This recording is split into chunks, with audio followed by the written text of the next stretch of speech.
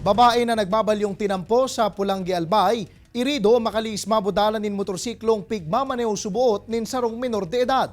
Ang insidente sa pool sa CCTV. Uyan report ni Veblen Reynes.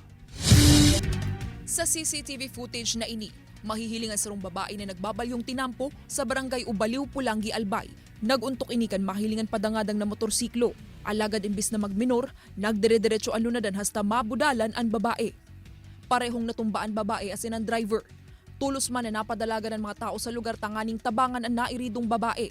Mantang ang driver kan motorsiklo, paika-ika na naglakaw pasiring sa gilid kan tinampo.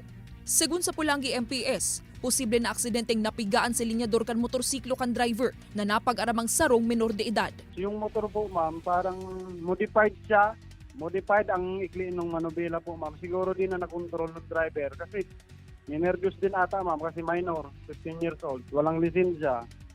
Nagsapo nin tama sa payo asin bitis ang biktima na nagpaparahay ng unyan. Asin pigo-obserbaran pa ang kamugtakan. An 15 anyos naman na driver na sinugo sa nasubuot kan ama na magbakal sa poblasyon kan Banwaan, an pigbalik naman kan Municipal Social Welfare and Development Office sa iyang mga magurang.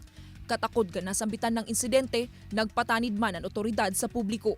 Ito po pagtugutan ng mga akita na magparadrive yung motor kasi wala naman po silang lisensya pa, di pa naman sila ma-issue ng LTO. Supervise natin yung mga anak natin. Ini si Veblen Reynes, Balitang Bicolandia.